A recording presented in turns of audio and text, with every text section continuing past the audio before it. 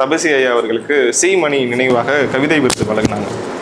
அவரை பற்றின குறிப்புகளில் படிக்கும்போது ஒரு 15 சிறுகதைகளும் எழுதியிருக்காரு. ஆனால் இன்னும் தொகுக்கலை அப்படின்னு பார்த்தேன். பொதுவாக கவிஞர்கள் சிறுகதை உலகத்துக்குள்ளே வரும்போது பெரிய ப்ராட் லைஃப்லாம் எடுத்துக்காமல் சில நுண்ணிய தருணங்களை எடுத்து அதை கதையாக்குவாங்க. நான் ஏன் அவர் சிறுகதையை தொகுப்பாக்கல நான் உணர்றேன் அப்படின்னா, அவருடைய கவிதைகள்லே பல கவிதைகள் வந்து கதைக்குரு தன்மை கொண்டது. அது ஒரு நீண்டிய கதையை சொல்லிட்டு போவார். பீடின்னு ஒரு கவிதை, பீடி பற்றி ஒரு கவிதை படித்தேன். அதை வந்து பாட்டாளியோட ஒப்புமைப்படுத்துறதுலாம் ஒரு புறம். அந்த வஸ்துக்கு பின்னாடி இருக்கக்கூடிய மனநிலை, அதை பயன்படுத்துகிறவங்க, அதை சமூகம் எப்படி பாவிக்குது அப்படின்லாம் எழுதியிருப்பார். அந்த மாதிரி ஒவ்வொன்றை பற்றியும் அவர் விரிவாக எழுதியிருக்காரு. அவர்கிட்ட இருந்து அவருடைய கவிதைகள் இருக்கக்கூடிய புலங்கு பொருட்கள், அவர் பயன்படுத்துகிற பண்பாட்டு விஷயங்கள் எல்லாமே மிக நீண்டிய அர்த்தம் கொண்டது. இந்த நிகழ்வில் அடுத்ததாக தமிழில் மிக முக்கியமான எழுத்தாளர்கள் ஒருவரும் சீனியர் ரைட்டர் மீண்டும் தபசி அவர்களுக்கு கிழுதகை நண்பராகவும் உள்ள லக்ஷ்மிகுமார் ஞானதிரோமி அவர்கள் உரையை வழங்குவார். இளைய கவிஞர்கள் நிறைஞ்ச இந்த சபைக்கு என்னுடைய வணக்கம். நான் சமயங்களில் செந்தமிழில் பேசிடுவேன், அதை நீங்கள் பொறுத்துக்கணும். ஏன்னா 2 விஷயம் அதில். அது இந்த வந்து அப்படின்னு சொல்லி வந்து இல்லாமல் பேச முடியல. இப்போ ஆக்சுவலாக அது வந்துட்டு நான் வந்து அப்படின்னு சொல்லி நீங்கள் ஒரு சின்ன போட்டிக்கிட்டே வச்சிங்கன்னா வந்து இல்லாமல் பேசுகிறது பெரிய சாதனை ஆகிடும். அதனால் செந்தமிழில் பேசிட்டா வந்து குறையும். அது ஒரு பழக்கம். பார்ப்போம், மேக்ஸிமம் பார்க்குறேன். நானும் தபசி அவர்களும் கரிகாலன் அவர்களும், கரிகாலன் மூலமாக தான் எனக்கு தபசியை அறிமுகம். 90களில் மனுஷபுத்திரனுக்கு ஒரு என் படுக்கை அறையில் யாரோ ஒழிந்திருக்கிறார்கள் அப்படிங்கிற தொகுப்புக்கு முதல் விமர்சன கூட்டம் நான் நினைக்கிறேன். அது விருத்தாசலத்தில் கரிகாலன் ஏற்பாடு பண்ணுறாப்புல, அதில் நான் கலந்துக்கிட்டேன். தபசியும் கலந்துருப்பார்னு நினைக்கிறேன். அங்கே தான் சந்திச்சிட்டோம். எனக்கும் கரிகாலனுக்கும் இருக்கிற அந்த உறவிலே அதே மாதிரியான ஒரு தோழமை தபசியோடும் சேர்ந்து வந்துட்டு, அன்றைக்கு கூட தேவேந்திர பூபதி சொல்லுகிற போது சொன்னார், கரிகாலன் அப்படின்னு சொன்னால் லக்ஷ்மிகுமார் ஞானதிரவியம், தபசி, ரவி சுப்பிரமணியனோடு சேர்த்து தான் அந்த இயக்கம் அப்படின்னு சொன்னார். அது 100% உண்மை.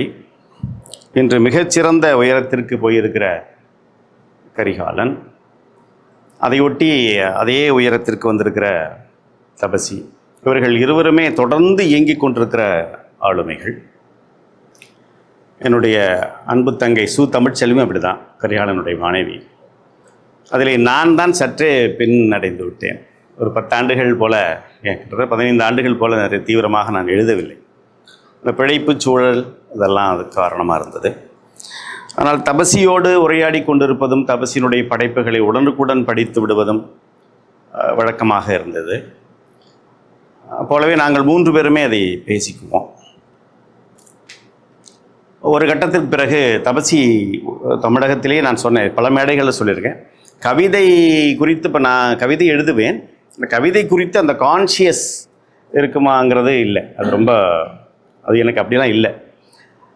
இப்போ ஒரு கவிதை ரொமான்டிசிசமாக இருக்கிறது, சர்ரியலிசமாக இருக்கிறது அப்படிங்கிறதெல்லாம் எனக்கு அவ்வளவு கான்ஷியஸாக நான் அதை செய்வதில்லை. அது இருக்கலாம், அதில் அது எப்படி இருக்கலாம், ஆனால் அது கான்ஷியஸாக நாம் செய்வதில்லை. அந்த கான்ஷியஸோட, அந்த உணர்வோடு, கவிதை குறித்த ஒரு பிரக்ஞாபூர்வமான வெளிப்பாட்டு தன்மையோடு, அந்த உணர்வோடு இயங்குகிற கவிஞர்கள் ரொம்ப குறைவு. அதில் மிக முக்கியமானவர் தபசி.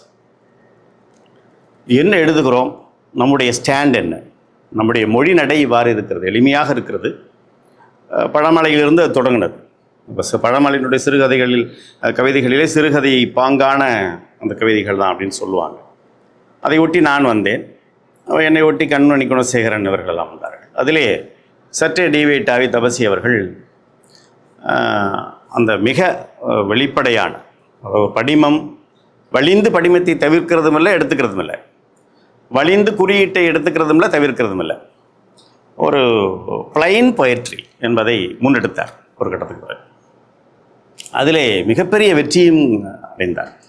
நிறைய எழுதுகிற பஞ்சாங்கம் சொல்லுவார், இல்லை பாவண்ணன் சொல்லுவார், 100 கவிதைகளிலே 1, 2 அல்லது 3 1 பங்கு தான் முளைக்கிற விதையாக இருக்கின்றன அப்படின்னு சொல்லுவார்.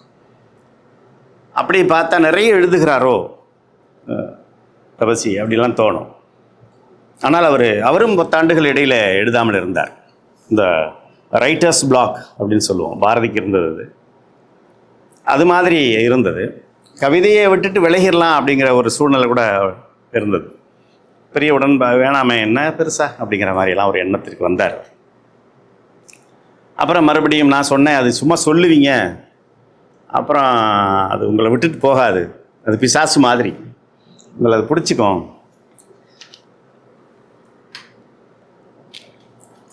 அப்படின்னு சொன்னேன். அப்படி தான் நேர்ந்தது. மறுபடியும் ஒரு மிகப்பெரிய ஒரு பாய்ச்சலுக்கு வந்தார் என்று நிறைய எழுதுகிறார். இவங்க முதல்ல வாசித்த நண்பர் சொன்ன மாதிரியும் இந்த தம்பி சொன்ன மாதிரி இவர் சொல்ல போகிறதும் அப்படி தான். வாழ்க்கையினுடைய எல்லா கூறுகளையும் கவனிக்கிற, நான் அதை பண்பாட்டை சொல்லுவேன் அடிக்கடி. பண்பாடு என்பது ஒரு மிகப்பெரிய ஜெல்லி உடம்பு உடைய ஒரு உயிரி. அது லட்சோபலட்ச கூட்டு கண்களையும் அந்த கூட்டு செவிகளையும் கொண்டிருக்கிற ஒரு உடம்பு, ஜெல்லி மாதிரியான உடம்புடைய உயிரி.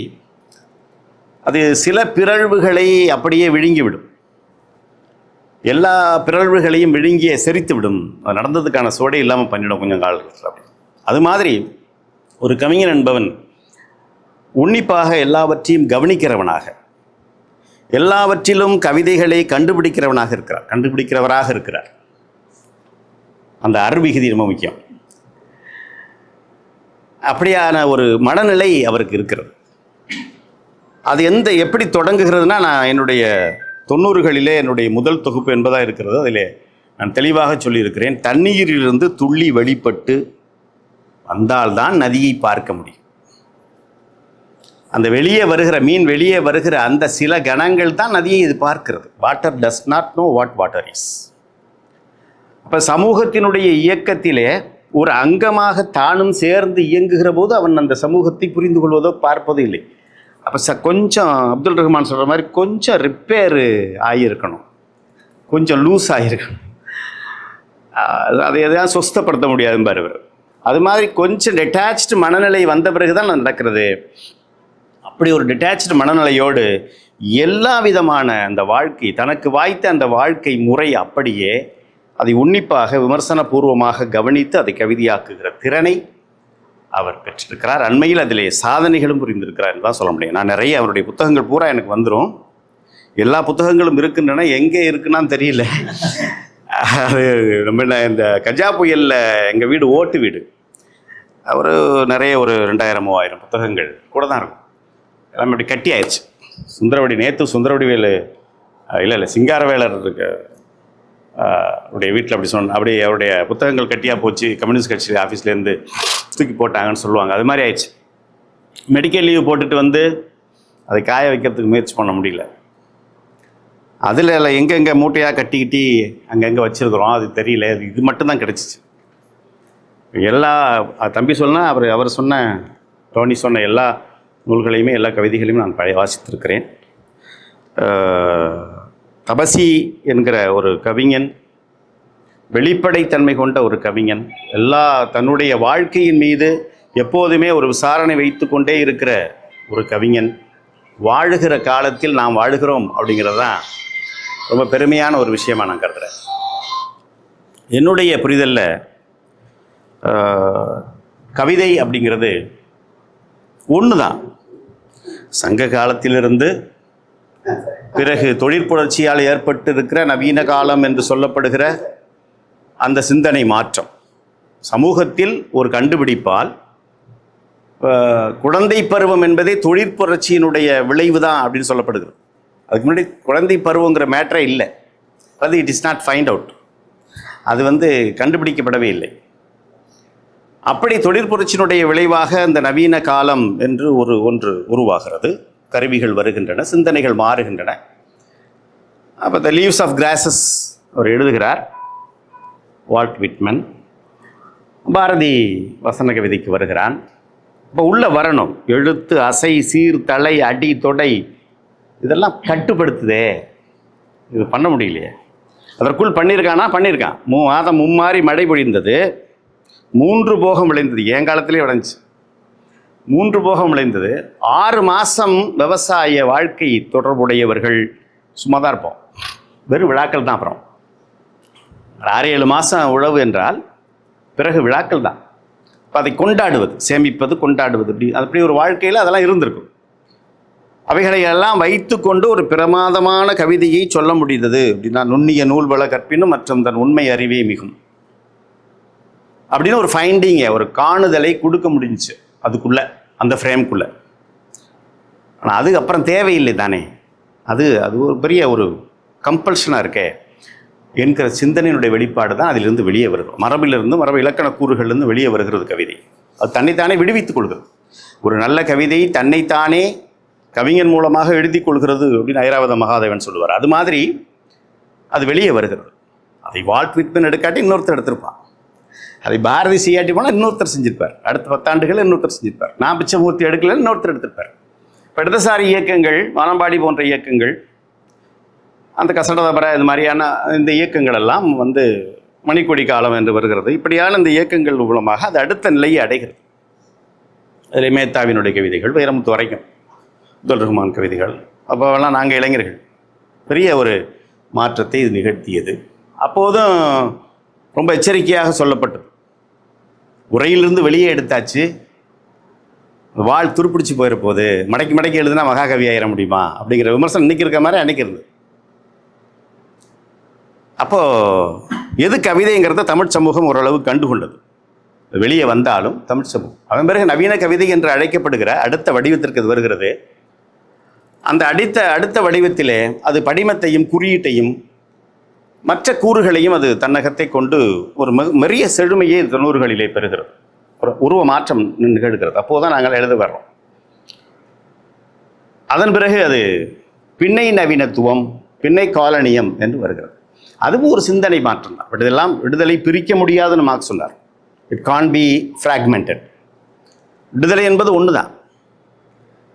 இவைகளெல்லாம் அந்த இடைக்காலத்தின் ஏற்பாடுகள், இடைக்கால செய்து. இப்போ அந்த பின்னை நவீனத்துவம் என்ன செய்கிறது என்றால், நம்ம விளிம்பை பேசுகிறது, விளிம்பினுடைய எழுச்சியை ஊக்கப்படுத்துகிறது, மற்றமையை பேசுகிறது. அந்த விஷயங்கள் எல்லாம் நமக்கு தெரிந்தது தான். ஆனால் கவிதை ஒன்று தான். என் நான் பாயிண்ட்டுக்கு வரேன். அந்த கவிதை என்பது ஒன்று தான். கவிதை என்பது இட்ஸ் அ ஃபைண்டிங், ஒரு காணுதல். அழக்கொண்ட எல்லாம் அழப்போம், அங்கே நின்றுணும். இப்போ மறுவாசிப்புக்கு வாய்ப்பு இருக்கிறது, இல்லையேல் எடுப்போம். பிற்பயக்கும் நற்பாளவையெல்லாம் அப்புறம். அழக்கொண்ட எல்லாம் அழப்போம், பிறரழ நீ கொண்ட பொருளெல்லாம் நீ அழப்போகும், போகணும், இல்லையேல் எடுப்போம் என்கிற அந்த மறுவாசிப்பை வாசகனுள் நிகழ்த்துகிற வல்லமையை 2000 ஆண்டுகள் ஒரு கவிதை சுமந்து கொண்டே வருகிறது என்றால், அது மரபில் இருந்தால் என்ன, புதுசாக இருந்தால் என்ன, பின்னை நவீனத்துவமாக இருந்தாலும், இதுக்கப்புறம் வரப்போகிற வடிவங்களில் எதிலே இருந்தாலும் கவிதை கவிதை தான். அப்படி பார்க்கிற போது தபசியினுடைய கவிதைகள் கவிதைகளாக இருக்கின்றன, கவித்துவமாக இருக்கின்றன. ஒரு ஃபைண்டிங் இருக்கிறது. அவர் சொன்ன மாதிரி தில்லை நடராசன் ஆடிக்கொண்டிருக்கிறான், இடமில்லை. அதை படித்தவுடன் அப்படியே மூடி வச்சுட்டு நான் ஒன்று எழுதினேன். அது மாதிரி எழுதுகிற ரொம்ப அபூர்வம். இன்ஸ்பயர் ஆகிறது ரொம்ப அபூர்வம், அதை சொல்கிறது ரொம்ப அபூர்வம். நான் சொல்கிறேன், என்னுடைய தோழனின் கவிதையை நான் வாசித்து விட்டு நான் எழுதினேன், காஸ்மிக் டான்ஸாமே உன்னுடைய சிலை அங்கே அணு ஆராய்ச்சி நிறுவனத்தில் ஐரோப்பாவில் இருக்கிறதாமே, அதெல்லாம் சரிதான் அப்படின்னு சொல்லி அந்த கவிதை வருகிறது. அப்போ அதிலிருந்து இவர் சுகுமாரன் கவிதையை ஏதோ வேறு மாதிரி பண்ணியிருக்காரு. அது மாதிரி நான் அதை வேறு மாதிரி எடுக்கிறேன். அதுவும் பிரிண்ட் ஆகிருக்கு, இப்போ வேறில் வந்திருக்கு.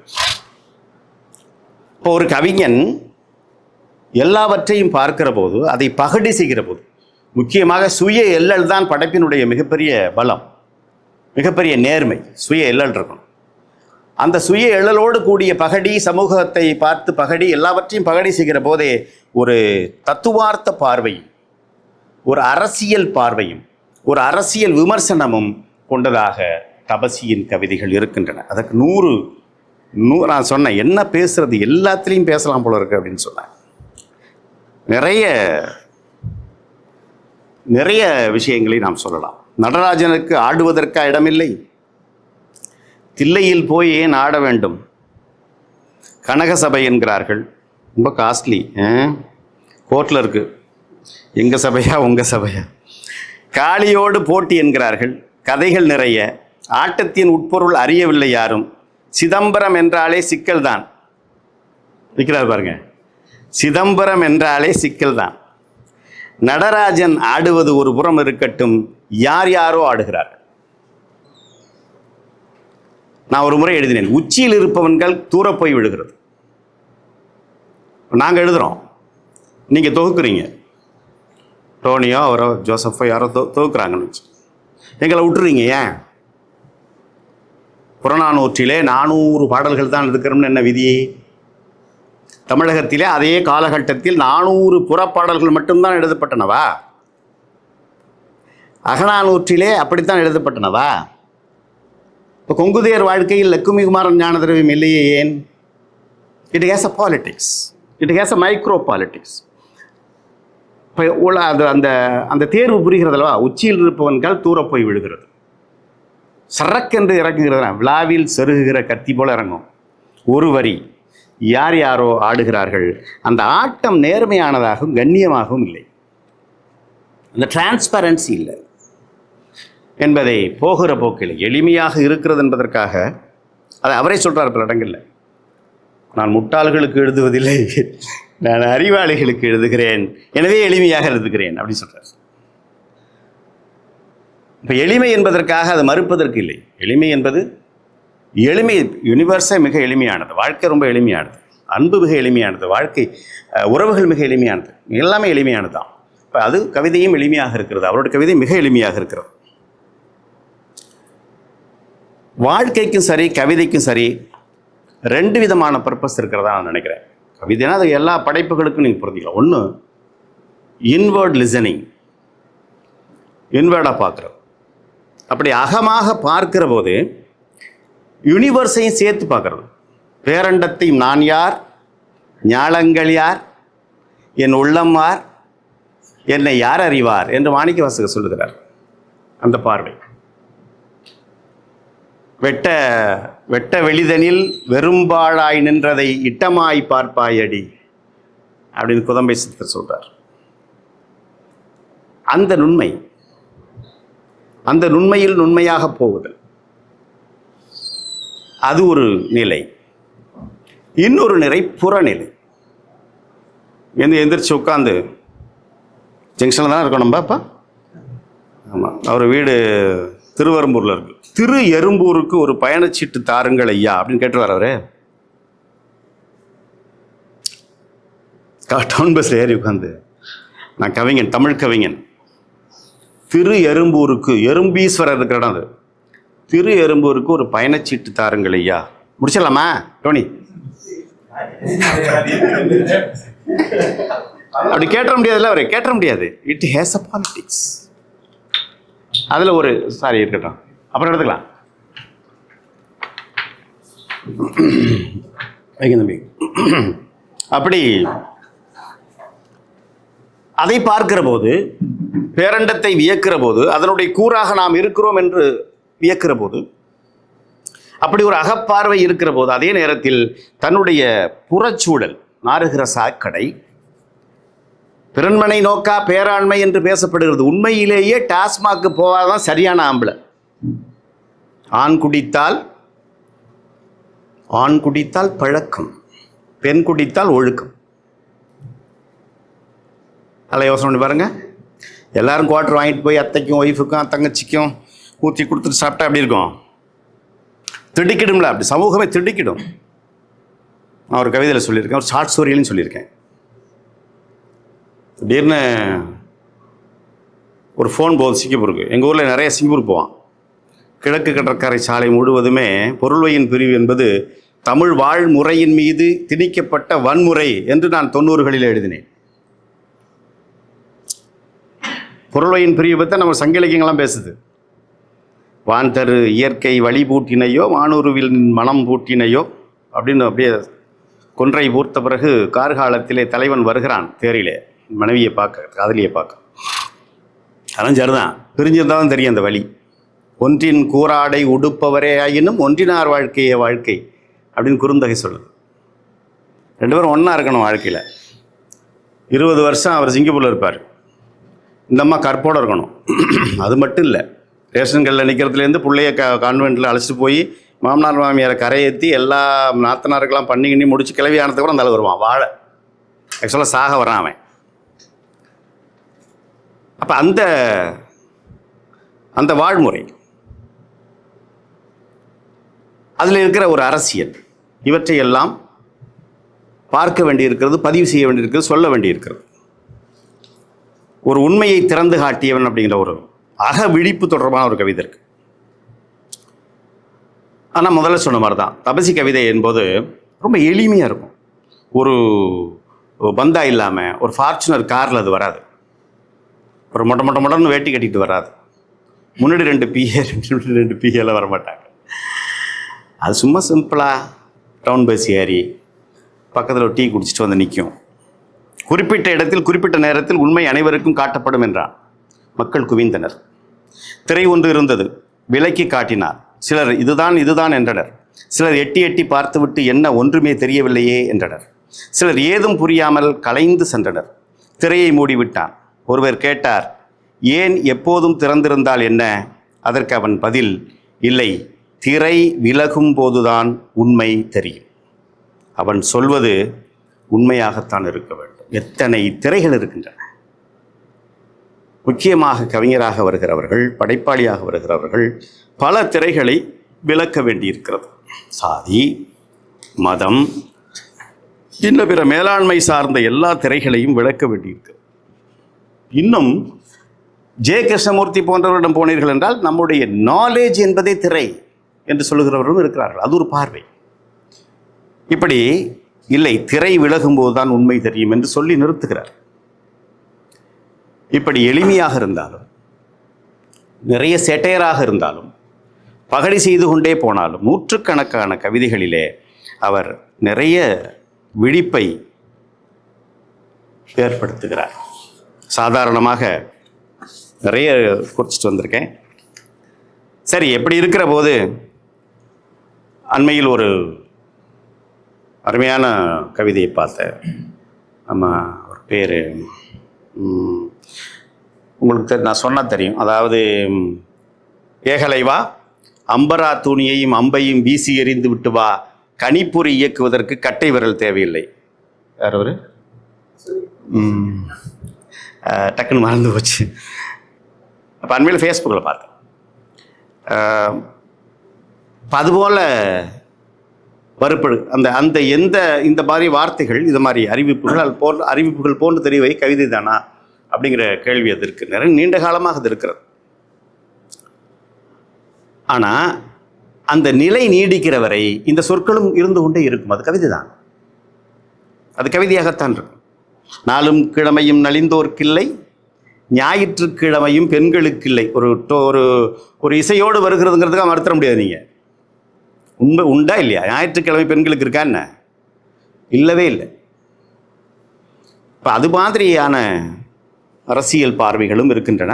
அதில் பார்வையில் அரசியலும் இருக்கிறது. தபசி வேற மாதிரி பார்ப்பார். தீர்வு இல்லை, அடிக்கடி மனச்சோர்வு வந்து விடுகிறது. என்ன தீர்வு என்று வலைதளத்தில் தேடினால், உடற்பயிற்சி செய்யுங்கள், ஊட்டமான உணவு எடுத்துக்கொள்ளுங்கள். அட்டே அப்பா, லட்சக்கணக்கான ரீல்ஸ் வருது. அது மாதிரி இல்லை, நன்றாக உறங்குங்கள் என்கிறார்கள். என் கதை வேறு. அரசியல்வாதிகளையும் ஆட்சியாளர்களையும் நினைத்து வந்த மனச்சோர்வு இது. ஒன்றும் செய்ய முடியாது. அரசியல்வாதிகளையும் ஆட்சியாளர்களையும் நினைத்து வந்த மனச்சோர்வு இது. ஒன்றும் செய்ய முடியாது. ஒன்றும் பண்ண முடியாது. தமிழ் படித்தா பிச்சை தாங்க எடுக்கணும் இல்லையா?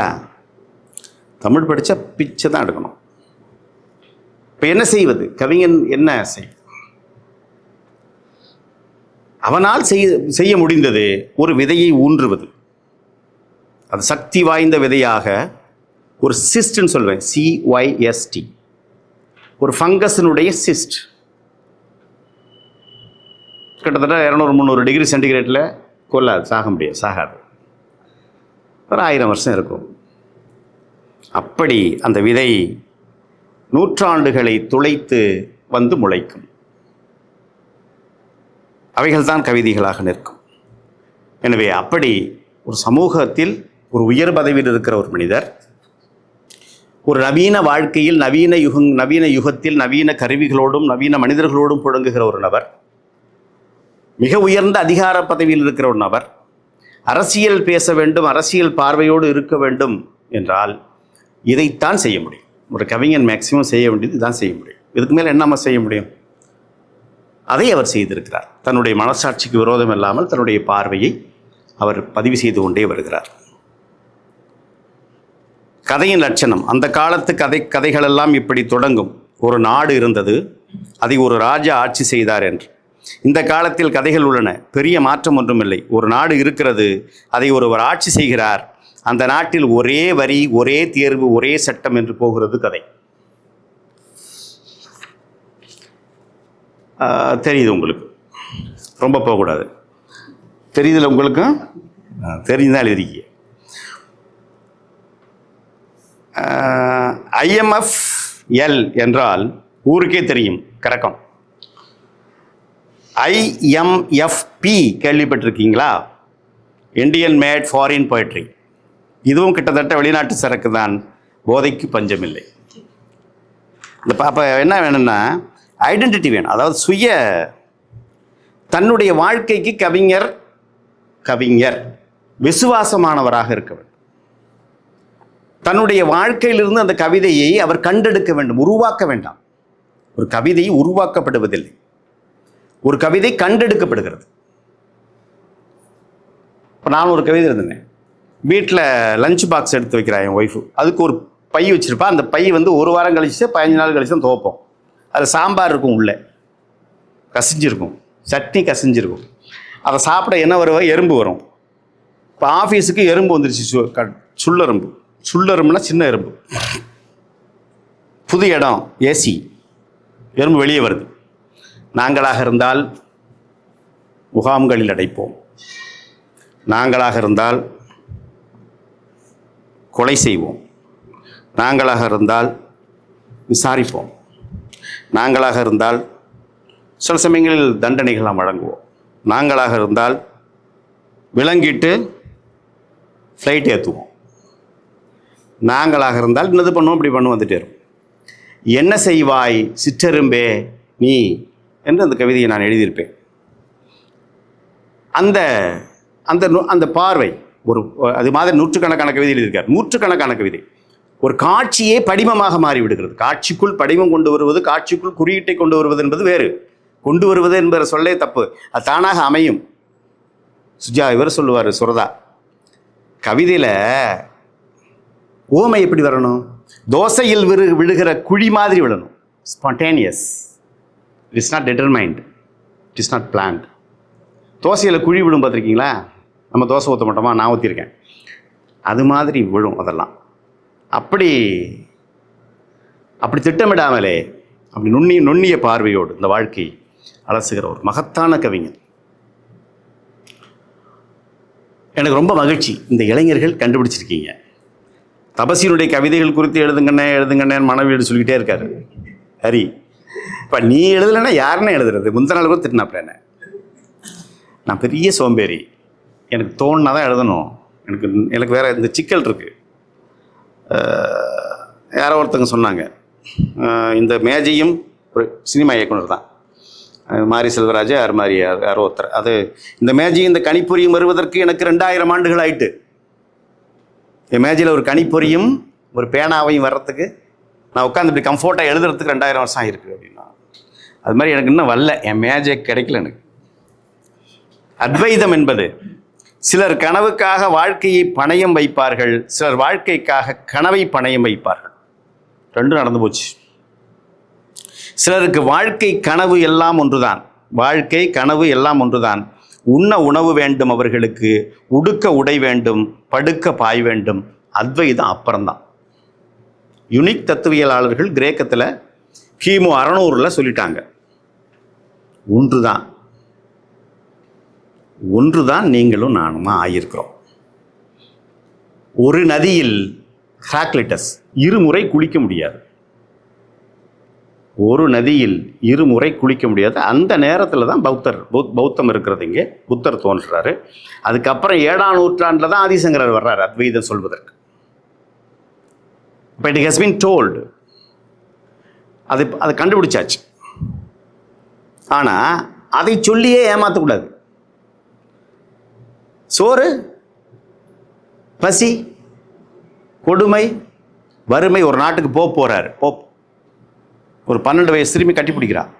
ஓ நடரா, என்னை கடவுள் ஏன் இப்படி ஆசீர்வதிக்காமல் விட்டு விட்டார், பாலியல் தொழிலாளியாக இருக்கிறேனே. ஓ நடுறார். அப்படி நிகழ்ச்சியை நான் படித்தேன், ஒரு பத்திரிக்கையில் குறித்து வச்சுருக்கேன் டேட்டோட. இப்போ இதெல்லாம் நம்ம எழுதணும்னா திட்டமிட்டு எழுத அது வரணும். அந்த பார்வை இருந்தால் அது கண்டிப்பாக வரும். இவற்றையெல்லாம் சாத்தியப்படுத்தி இருக்கிற தமிழின் முக்கியமான கவிஞராக அவர் இருக்கிறார். என் நண்பருங்கிறதுக்காக நான் சொல்லலை. சமயங்களில் எனக்குமே எரிச்சலாக இருக்கும், என்ன பதவதுன்னு எழுதுறாரு, என்ன கொண்டு எடுக்கிறாப்ல அப்படின்னு. பதிப்பகங்கள் கேட்கறதுக்கு முன்னாடி நான் 3 தொகுப்பு ரெடி பண்ணிடுவேன் அவரே சொல்கிறார் இடத்துல. பதிப்பகம் கேட்கறதுக்கு முன்னாடியே நான் 3 தொகுப்பு ரெடியாக வச்சுருப்பேன் அப்படிங்கிறார். என் வழி தனி வழியா ஒரு கவிதை. மேலும் பாவங்கள் செய்தவர்களை கர்த்தர் காப்பாற்றட்டும். எஸ் பிதாவே, நேற்று செய்த பாவங்களை நேற்று 5 மணிக்கு மன்னியும். மேலும் பாவங்கள் செய்தவர்களை பெருமாள் காப்பாற்றட்டும். ஆமாம், பெருமாளை பார்க்க தான் விடமாட்டியப்பா நீ, இங்கே தான் நெட்டில் புக் பண்ணணுமே. மேலும் பாவங்கள் செய்தவர்களை அல்லாஹ் காப்பாற்றட்டும். நான் காப்பாற்ற மாட்டேன், நான் ஜெயிலர்டா. சமர்ப்பணம், பணி ஓய்வு பெற்ற நடக்கக்கூட சக்தி இல்லாமல் படுக்கையில் இருக்கும் அனைத்து ஜெயிலர்களும். இதுலேருந்து நிறைய விஷயங்களை எடுத்துக்கலாம். நீங்கள் தேடுகிற தலைவர்கள் அங்கிருந்து வருகிறார்கள், வெள்ளித்திரையிலிருந்து வருகிறார்கள். நான் 90கள் எழுதினேன், சுஜாதா எடுத்தாண்டார். அதை தாராளமாக ரஜினி படம் பாரேன். ஆனால் ஒரு அடியில் 11 பேர் விடமாட்டார்கள் என்பது அறி அப்படின்னு தொடங்கும். பறந்தெல்லாம் அடிக்க முடியாது மாப்பிள்ள, அதெல்லாம் சும்மா ரசிக்கலாம். ஆனால் நம்முடைய தலைவர்களை, நம்முடைய ஹீரோக்களை நாம் எங்கே தேடுகிறோம்? மாடு இல்லை, இப்போ சுஜாதா சொன்னதுனால அது பெருமை இல்லை. சுஜாதாவுக்கு இருந்த நேர்மை சிற்றிதழ் சூழலில் இயங்கிய சீரியஸான படைப்பாளிகளுக்கு இல்லாமல் இருந்தது. ஒரு கட்டத்தில் ரொம்ப க்ளோஸாக ஆகிற மாதிரி இருந்தோம். கரிகாலன் தான் தடுத்தான் அதை, நீ ரொம்ப கிட்ட போகிற அப்படின்னு. அப்புறம் அவர் இறந்து போயிட்டார், நல்ல வேலையா. ஆனால் அவர் எங்கு பார்த்தாலும் சொன்னார் என்னை, மகுடேஸ்வரனை, மனுஷபுத்திரனை. சிங்கப்பூரிலிருந்து எங்கு பார்த்தாலும், எங்கே அவர் போகிறாரோ, கணையாழியில் என்ன எழுதுகிறாரோ எல்லாவற்றிலும் எங்களை சொல்லுவதற்கு முயற்சி செய்தார். எங்களுடைய கவிதைகள் எடுத்தாண்டார். அந்த நேர்மை ஒரு கமர்ஷியல் ரைட்டராக அறியப்பட்ட ஒரு நல்ல ரைட்டர், பெரிய ஜீனியஸ், அவருக்கு இருந்த நேர்மை அப்போது இருந்த பெரிய இலக்கியவாதிகளுக்கு இல்லை. நாங்கள் அப்போது சீவகன் மாதிரி சின்ன பிள்ளைகள். இன்னைக்கு இருக்கிற ரீச் இல்லை. இன்னைக்கு நீங்கள் ஒரு கவிதை எழுதுனா சீவகன் 100 லைக் வாங்கிடுவார், 1000 ஷேர் வாங்கிடுவார். நாங்கள் கணையாழிக்கோ, செம்மலருக்கோ, தாமரைக்கோ, ஒரு கவிதை முன்றிலுக்கோ, கசட தபரவுக்கோ நாங்கள் 10 கவிதை அனுப்ப வேண்டும். 10 மாதம் காத்திருக்க வேண்டும். ஒரு கவிதையை எடுத்து போடுவார். அப்படி வந்தோம் நாங்கள். பிரம்மராஜன் சொல்லுவார், திணை சார்ந்த எழுத்துக்கள் தான் இருக்கின்றன. இப்போ இது என்ன திணை சார்ந்த எழுத்துல? இதான் 6ஆம் திணை. நகரம்தான் இன்று 6ஆம் திணை. கிராமமே நகரமயமாயிட்டு. தந்திரம் புரிபவள் என் காதலி சரியான தந்திரக்காரி. ஒரு நாள் எனக்கு ஒரு முத்தத்தை அனுப்பினாள். நான் அதை பெற்றுக்கொண்டு சந்தோஷமாக மீண்டும் அதை அவளுக்கே திருப்பி அளித்தேன். நான் எங்கிருக்கிறேன் என்பதை கண்டுபிடித்து விட்டாள். ஒரு முத்தத்தில் ஏதோ ஒரு மைக்ரோசிப் வைத்திருந்திருக்கிறாள். உனக்கென்ன அங்கே வேலை என்றாள். மழுப்பினேன். வேறொரு சமயம் நான் அவளுக்கு ஒரு முத்தத்தை அனுப்பினேன். அதில் மைக்ரோசிப் வைக்க வேண்டும் என்றெல்லாம் எனக்கு தோன்றவில்லை. ஏற்கனவே என் முத்தம் பலவீனமாக உள்ளது, இதில் இதற்கெல்லாம் ஏது இடம் என்று ஒரு மகிழ்ச்சியை சொல்லி, என்ன செய்தி இந்த கவிதை என்ன சொல்லுகிறது, என்ன அனுபவத்தை வாசகனுக்கு தருகிறது என்றால், யாரும் யாரையுமே நம்பாத ஒரு உலகத்தில் வாழ்கிறோம். யாரையுமே நம்ப முடியாது. எங்கள் ஊரில் பட்டுக்கோட்டையில் ஒரு எண்ணெய் வணிகர் தற்கொலை செய்து கொண்டார். அவர் விற்றதெல்லாம் எண்ணெய் இல்லை, குரூட் ஆயில். நம்ம குடிக்கிறதெல்லாம் அதானே, கோகோனட் கலந்தா கோகோனட் ஆயில், கோகோனட் ஃப்ளேவர் கலந்தா கோகோனட் ஆயில், நல்லெண்ணெய் ஃப்ளேவருக்கு இருந்தால் நல்லெண்ணெய் ஆயில். இப்போ நவீன கவிதையும் இஞ்சி டீயும் அப்படின்னு ஒரு கவிதை இருக்குது. இப்படி போயிட்டே இருக்கும். இன்னும் நம்ம ஐயா மொழிபெயர்ப்பாளர் பேசணும். ரட்சகன் அப்படின்னு ஒரு கவிதை. என் கவிதைகளை என் மனைவி நிராகரித்தாள். Beautiful and fantastic. நிராகரித்தா தான் நீ கவிங்க. சக கவிஞர்கள் நிராகரித்தனர், இது இருக்குது. பத்திரிகைகள் நிராகரித்தன, இருக்குது. பதிப்பகத்தார் நிராகரித்தனர், இருக்கவே இருக்குது. மொழிபெயர்ப்பாளர்கள் நிராகரித்தனர், இருக்கவே இருக்குது. நீங்கள் பார்த்துக்கோங்க. ஒன்றும் குறைந்து விடவில்லை. முன்பெல்லாம் 10 கவிதைகள் எழுதினேன், இப்போது 100 கவிதைகள் எழுதுகிறேன். 1000 கவிதைகள் எழுதுவேன். நிராகரித்தவர்கள் என்ன நடந்து கொண்டிருக்கிறது என்று யோசிப்பதற்கு கூட அவகாசம் வழங்க மாட்டேன். ஒரு ராட்சச கவிஞன்கிறார். நான் எழுதி கொண்டே இருப்பேன், எழுதுவது என் வேலை.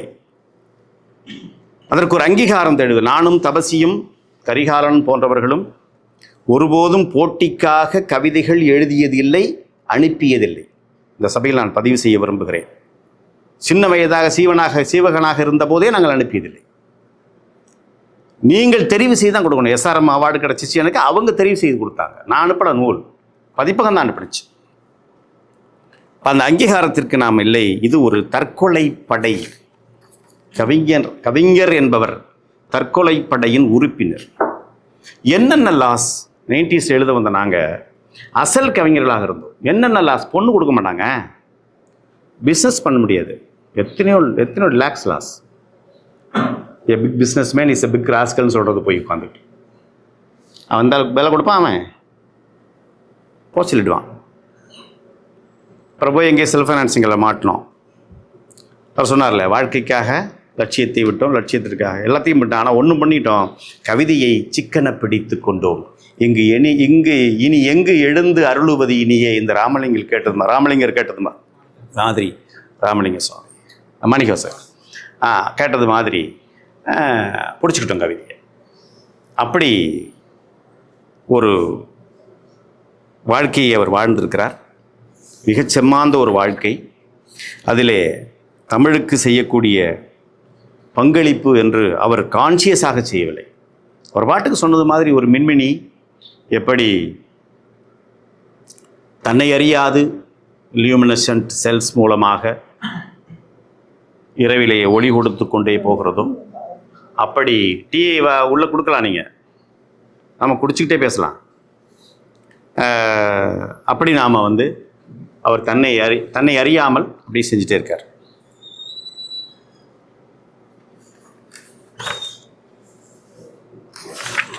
இன்னும் ஒரே ஒரு கவிதை, நிறைய இருக்குது. தம்பி சொன்ன மாதிரி, பேசுகிறவங்க சொன்ன மாதிரி, சார் பேச போகிறவர் சொல்ல போகிறது மாதிரி அவர் தொடாத ஏரியாவே இல்லை. எனக்கு ஒரு கவிதை ஞாபகம் வருது திடீர்னு, இதில் இல்லை, எங்கே இருந்துச்சுன்னு தெரியல. செல்ஃபோனில் கூட சில கவிதைகள் இருக்குது. இந்த ராத்திரி 11 மணிக்கு வீட்டில் யாருமே இல்லை. உங்கள் வீட்டில் உங்கள் ஒய்ஃபு அம்மா அப்பாலாம் ஊருக்கு போயிருக்காங்க, பிள்ளைகள்லாம் ஊருக்கு போயிருக்காங்க, நீங்கள் படுத்துருக்கிறீங்க, ஏசி ரூம் இல்லைன்னு வச்சுக்கோங்க. உங்கள் கடைசியில் இருக்கிற பாத்ரூம்லேருந்து சொட்டுது தண்ணி டிங்னு. அதை பற்றி ஒரு கவிதை எழுதியிருக்கார். அதை அணுகுண்டு மாதிரி விடுது, டம்மு டம்மு அப்படின்னு சொல்லி அந்த தனிமையை. அது நல்லா ஒவ்வொரு சொட்டாக விழுந்து. எஸ், அப்படி ஒரு கவிதை இருக்கு. ஒரே ஒரு நான் முடிச்சுக்கிறேன். நேர்முக தேர்வுக்கு போனான். அவர்கள் கேட்ட கேள்வி இதுதான்: ஒரு நாளைக்கு எத்தனை முறை கொட்டாவி விடுவீர்கள்? என்ன, 3 முறை என்று சொல்லலாமா? இவர் யோசிக்கிறார். 30 முறை என்று சொல்லலாமா என குழம்பி நின்றான். கேள்வி கேட்டவர் அவனை மடக்கி விட்டதாக நினைத்து சிரிக்கிறார். பக்கத்தில் இருந்தவரிடம் கிசுகிசுக்கிறார். அவரிடம் ஒரு கேலி புன்னகை. கண்மணி ராசாங்க அவர், அந்த அம்பரா தோணி, அந்த கவிஞர் பேர் கண்மணி ராசா. வாயை திறந்து சொல்லுங்க மிஸ்டர். அவர்கள் விடுவதாக இல்லை. நேரம் போய்கொண்டிருந்தது. அவனுக்கு கொட்டாவியாக வந்தது. எண்ண ஆரம்பித்தான் என்று வருது. அப்போ அந்த ஒரு வேலைக்கு தேர்வு செய்கிற போது, நீங்கள் எத்தனையோ இன்டர்வியூ போயிருப்பீங்க, வேலைக்கு தேர்வு செய்கிற போது என்ன அவரிடமிருந்து, உங்களுடைய பணிக்காக அவரிடமிருந்து என்ன எதிர்பார்க்க வேண்டுமோ அப்படி கேள்விகள் அமைவதில்லை. செலெக்ஷன் மெத்தட் எல்லாமே ஷார்ட் லிஸ்டிங் மெத்தட் ஆயிடுச்சு. வெளியில் அனுப்புறது தான் நோக்கம். எப்படி இவனை ரிஜெக்ட் பண்ணலாம் அப்படிங்கிறதான் நோக்கமாக இருக்கு. நிறைய இன்டர்வியூ எனக்கு அப்படி ஒரு பெட்டர் எக்ஸ்பீரியன்ஸ் இருக்குது. அதை பற்றி நான் ஒரு குறுநாவல் எழுதியிருக்கேன், இன்னும் பப்ளிஷ் ஆகலை, அது முடியாமல் இருக்கு. எனக்கு என்ன எழுத கேட்டாங்க டிஆர்பியில், ஓமை என்றால் என்ன அப்படின்னு கேட்டாங்க. நான் 30 ஆண்டுகள் பணி செய்திருக்கிறேன், தமிழாசிரியர், முதல்வராக இருக்கிறேன் தனியார் கல்லூரியில், நேர்காணலுக்கு போயிருக்கேன். அப்படி ஒரு அறையில் எதிர்த்து மாதிரி இருக்கிற அசிஸ்டன்ட் ப்ரொஃபஸர் கேட்குறாரு, ஓமை என்றால் என்ன? எனக்கு ஓமை என்றால் என்ன தெரியுமா தெரியாதா? கையும் காலும் தூக்கும் ஆடி பாவை போல அப்படின்னு இருந்தால் ஓமை சார் அப்படின்னு சொல்லிடுமா இல்லையா? வரல, இங்கே நிற்கிது. என்னை இன்சல்ட் பண்ணுற மாதிரி இருந்தது. இப்போ என்னுடைய தகுதிக்கு ஏற்ப ஒரு வினாவை, இந்த கல்வி முறை பற்றி என்ன நினைக்கிறீர்கள், உங்களுடைய மாணவர்கள் பற்றி என்ன நினைக்கிறீர்கள், இதில் என்ன அனுபவத்தை பெற்றீர்கள் அப்படிங்கிறப்ப திறன் சார்ந்து ஏதேனும் கேள்விகள் இருந்தால் கூட அப்புறம் கேட்கலாம். இப்படியாக சம்மட்டியால் அடித்து வீட்டுக்கு அனுப்பிவிடுகிற நிலை நிறைய இருக்கிறது. அதற்குத்தான் இந்த போட்டி தேர்வு பயிற்சி மையங்கள்லாம் நடக்கின்றன. அதை பற்றி பேச விரிஞ்சிட்டே போகும். இப்படி எல்லா விதமான அனுபவங்களையும், எல்லா கவிதை வாழ்க்கையினுடைய எல்லா கூறுகளையும் நுண்ணிப்பாக பார்த்து, நுணுக்கமாக பார்த்து, அதை பதிவு செய்து, அதிலிருந்து ஒரு கவித்துவத்தை கண்டுபிடித்து, கவித்துவத்தோடு கூடிய ஒரு பதிவை அவர் செய்து கொண்டே இருக்கிறார். அப்படிப்பட்ட பேராளுமையாக கபசி விளங்குகிறார். அவர் கொண்டாடப்பட வேண்டும். அவரை இந்த இளைஞர்கள் நீங்கள் கொண்டாடுகிறீர்கள், அதுதான் மிகப்பெரிய வெற்றியாக நான் கருதுகிறேன். 10 பேர் கூடினாலும் இளைஞர்கள் கையிலே அது கையளிக்கப்பட்டிருக்கிறது. நாங்கள் சொல்லி புண்ணியம் இல்லை, நாங்கள் நண்பர்கள், கண்டெம்பரரி போய்ட்ஸ், நாங்கள் சொல்லி புண்ணியம் இல்லை. இப்போ நீங்களெல்லாம் சொல்லுவது தான் மிகச்சிறப்பு. அப்படி நீங்கள் கொண்டாடுவது மூலமாக உங்களையும் இந்த தமிழ் சமூகம் கொண்டாடும். உங்களை எல்லாம் வாழ்த்தி அவர் 100 ஆண்டு வாழ வேண்டும், நிறைய எழுத வேண்டும் என்று சொல்லி நிறைவு செய்து கொள்கிறேன். நன்றி.